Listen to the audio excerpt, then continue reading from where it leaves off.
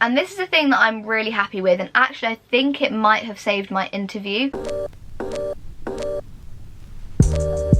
Hello everyone and welcome back to my channel. In today's video I'm going to be reflecting on my decline Psy interview, going through what went wrong, what went right, and just having a little debrief with you all about the whole thing. So let's get into it. In case you guys are new around here, I had an interview for Essex. That was the only interview that I got. It was my first ever interview, my only interview, and I actually got onto the course, which I can't even believe it still. But anyway, that's kind of like the backstory. If you guys didn't watch my vlog about the whole interview day, then I'll leave it up here. I came out of the interview and I thought I had done really badly. I feel like I could have done better still, but I just found it so frustrating because I knew I could have answered the questions in a better way, and at the time I thought that I'd completely flopped. I thought that there was no way in heck that I would even get a place, but my whole experience of the interview was as positive as an interview experience goes. What I mean by that is that the panel were really nice. I was fairly relaxed on the day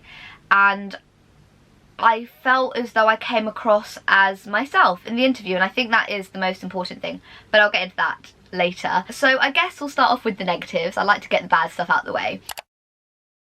So for the role play part, I rushed through a lot. So when I'm nervous, and I mean even in general life, I speak quite quickly, but when I'm nervous, I run over my words, and in session I'm not like that at all, but in the interview I was just rushing and not leaving any pauses or space for the client to think or for me to think. So it was just very like kind of question, and it's like that's not how I would normally be. So I really got annoyed with myself about that. And I also, this is the bit just like, what the heck, I don't know why I did this, but in the vignette, and I'm guessing like most vignettes will include, they include some risk. They want to know that you are able to identify risk and able to act accordingly. Of course I was going to ask the client about risk, but what I did was had that question about risk as the first thing that I said to them.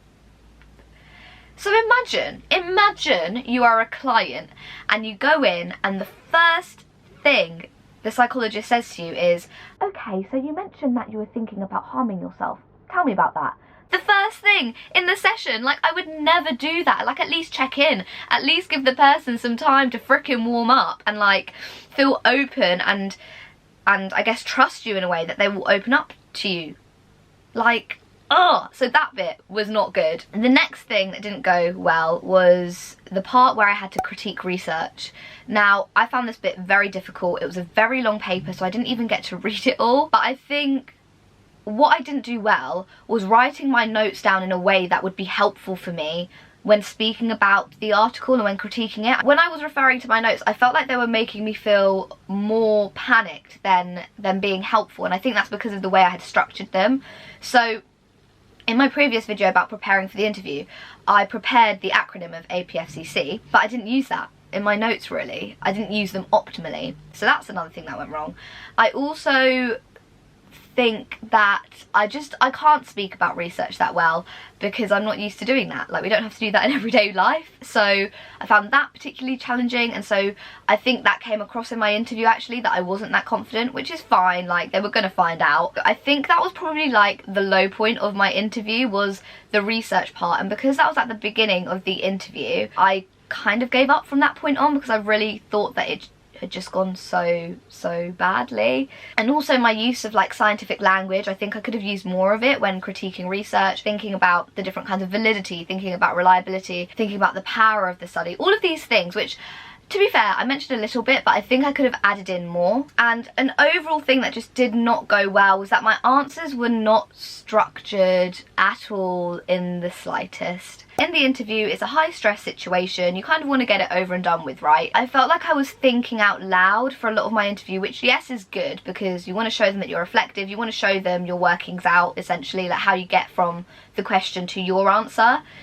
But I think there's a big difference between like showing your workings and then literally thinking out loud, because I don't know, I felt like I was sharing too much of the process. Not that I was thinking about anything like dodgy, but I felt like it came across as though I was very chaotic, which, you know, I think I kind of am. Like, I'm not the most organised person when it comes to expressing my ideas and thoughts, but that's just how I am. That's the thing that I'm realising more and more about the interview process, is that they're not looking for this perfect answer or this perfect candidate, to be honest.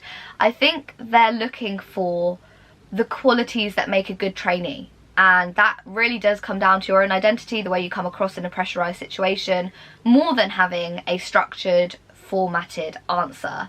So, I mean, I don't know. Again, it was my only interview. I could be chatting crap. The main reason why I thought my interview went completely crap was because I didn't use the STAR method. And for me, using the STAR method was one of the ways that I could ensure that I was being reflective, and I did it for my AP interviews, and the plan was to do it in this interview. And I went in thinking about it and being mindful, like, okay, just hit every question with the STAR method and make sure that you're reflecting. Did I do that? No. That's why my answers were so all over the place. Another thing that really stuck with me was the fact that I felt like I was repeating myself a lot. I was hitting the same points about my own identity. I was hitting the same points about what it means to be a clinical psychologist, or what it means for clinical psychologists in the future. I felt like I was just repeating myself over and over again, and I was like recycling the 3 same points, and it just annoyed me because the prep I did, yes, it wasn't that extensive, like I only had 2 weeks, but I felt like I had other points up my sleeve that I could have shown them and showed that I had more in-depth knowledge. I spent a lot of time reflecting on those things, and I definitely had more than the 3 points that I mentioned. So that was another thing that I thought was a bit annoying, and that didn't go well. And the last thing that I think I could have done better is when I was sharing my formulation, I didn't link it to theory, and that was part of the question. And so after that I was just like, oh my gosh, like I've been chatting for so long and I didn't even include the theory. It was just so annoying because you know you've messed up your answer and then you have to carry on, so it's just like playing on in your mind, which is really annoying. But I kind of fixed that, which I'm going to get onto now. So the things that went well was the fact that I was confident enough to ask the panel if they could repeat the questions and if I could write down the questions. This was a game changer for me. I've never done it before in an interview. I never thought I'd feel confident enough to do it. So I literally was there writing down each question because my mind couldn't hold it all. Like, I was just so nervous, and the questions are fairly long. Having them written down really helped to keep me on point. But there was one question where I was speaking for about a minute and then I had completely forgotten the question, and I was like, I'm so sorry, but I don't think I'm answering the question properly. Can you please repeat it? And I just started again. And I think they might have appreciated that sense of comfortability or confidence, that I wasn't just going to chat about something that was irrelevant just because I was unsure. Like, I was able to be self-aware enough that I wasn't answering the question and confident enough to ask them to repeat it again. I think that came across quite well. And linking on from that, I went into the interview with the mindset of, they're just clinical psychologists. They are just like my supervisors. Why don't I pretend that this is just supervision and that this is just a conversation happening? And I really got myself into that mindset. And while I was bloody nervous in the interview, I just kept thinking, they're just people. I work with these kinds of people all the time. Like, they're not scary, and they weren't scary. I think because my interview was done over Zoom, I had that kind of, it felt more informal than it probably would have done if I went into a building, and that really helped me. And at some points I did find myself kind of like sitting very casually or like leaning back, you know. That maybe helped in a way, because when you think about it, trainees aren't sat there like nervous to speak to clinical psychologists. Like, they realise like, oh yeah, like I'm one of you, kind of. Like, yeah, I'm still learning, but I'm one of you, like I'm one of the gang. So that's kind of how I went in, like, and I think that is what really helped me get through the interview. And because I was so frazzled, I also took a lot of pauses. So when they asked me the question, I would write it down, and then I would be like, okay, sorry, I just need a moment to think. And that moment sometimes lasted what felt like to me like an eternity, but to them was probably about 10 seconds. But when you think about it, 10 seconds is a very long time, especially for questions that were maybe to do with some self-disclosure about my own personal life, where I really had to think about what I wanted to disclose.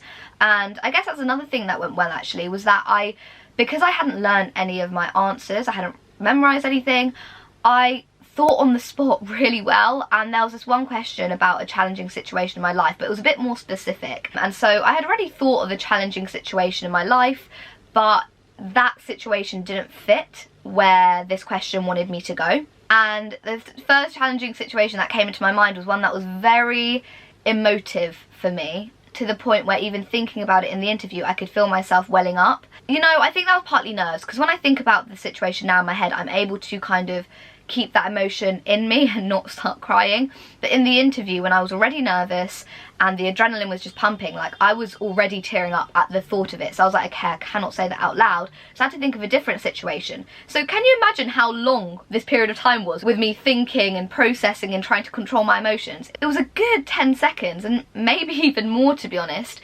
But I think that's what I did really well. I was able to think on the spot. I was able to understand what they wanted of me, but also understand what I was comfortable in sharing and playing it smartly. There's no point in disclosing loads of information with the hope that being open with the panel will give you some upper hand, because you have to remember that you might share all of this information about yourself and get rejected. So are you going to be okay with leaving all that stuff in the room and walking away and them saying no to you? Because that is quite heavy, and I don't think it's spoken about enough how some interviews are very personal. They ask about your childhood, some courses, they ask about challenging situations in your life, in your own personal life, not your professional life, personal. And thinking about what that means for you if, say, you do leave all of this stuff in the room, say you are very vulnerable and they say, no, we don't want you. In your head, are you going to think, oh, they didn't like my challenging situation? Oh, did they not like my childhood? You guys know I'm a very open person. I don't mind sharing. To have that restraint in the interview to play smartly was, I think great behaviour from me. Something else that I thought went well was that when I was speaking about like research and also the role of a clinical psychologist, I linked it to like the wider picture. So not only thinking about our jobs and the roles that we're in, but also about our role in like society with COVID going on, and thinking about that. So I was able to link it quite well. And this is the thing that I'm really happy with, and actually I think it might have saved my interview, was at the end they asked me to think back on the interview and kind of reflect on it.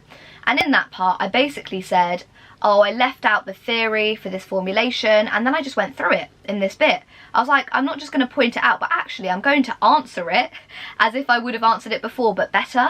So I think that helped me because it showed that I was very reflective, and I think it's just helpful that I'm very critical of myself. So in this section I was just ripping my interview to shreds, but then also thinking, okay, I would have done this, or in the future I will do this, I would have controlled my nerves better. And I guess again it is showing that self-awareness and utilising that opportunity to add in to your answers. And finally, the thing that I now know to be the most important thing about the interview is to 100% be yourself.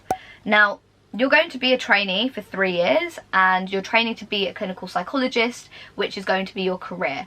Now, your interview should be you. It's going to be you on that course for 3 years. It's going to be you that is going to be the clinical psychologist. So what's the point in acting like someone else? The course is very intensive, and I think part of the interview is to see whether you as a person can handle the intensity, which is probably why the interview is so anxiety provoking. It's to see if you can perform under that pressure that we are going to constantly be under over the 3 years, but also when we qualify. And so I think I came across as myself, and like I mentioned before, that came down to me looking at the panel and saying, me and you, we're the same. And I think that really helped in managing some of my nerves. Like, I was very nervous. It just helped me to show how I would approach situations in real life as a trainee. So I think that really helped. Now, showing your identity completely in an interview is very tricky because of the time, because you don't know the people. If it's online, then that can be even harder. And so I think I'm going to give myself a pat on the back for that one, because I'm not the type of person to remove all of those barriers so easily, and I did in the interview, and I think that really helped. So those are some of my reflections on the interview. I feel like as time goes on I'll process it a bit more, but it was very like stressful for me, and I've only been able to think about what happened in that room as of the last week, and it's been like 3 weeks since the interview. Imposter syndrome is real, and I bloody hate that, because I know that I can do the course. I know I have been chosen for a reason, but it's just really tough when you thought the interview went that badly and like the stats are all against you, and then you get on. So it has just taken a while. But I think overall what I hope you lot will take away from this video is that even though I thought I did really badly, I got a place. And so just use your interview as a space for learning and development, and also trust in the panel to see the qualities that are needed in a trainee during that interview. I know the process isn't the fairest and it is very flawed. What I'm trying to say here is try to not be so hard on yourselves. It is a tough process, and sometimes it feels like they just pick at random, which maybe they do, maybe there's some truth in that. But just be nice to yourself, because you don't know what the outcome will be. So after that interview, take some time for yourself and give yourself a pat on the back for getting that far. You got an interview. You made it through the application process. You made it through maybe a test that you had to sit, and now you're at the interview. Like, that is bloody amazing. And I just want you to sit with that and not be so hard on yourselves. And I'm like low-key trying to say this to myself, but it just shows you may think your interview has gone horribly, but actually it hasn't. So what's the point in stressing over it when you don't even know the answer? So yeah, that's kind of my little pep talk for today. I hope you guys enjoyed this video. Please leave any questions down below and I'll try to get back to you as soon as possible. Please give this video a like if you liked it and subscribe for more content like this. And until next time guys, I'll see you later. Bye.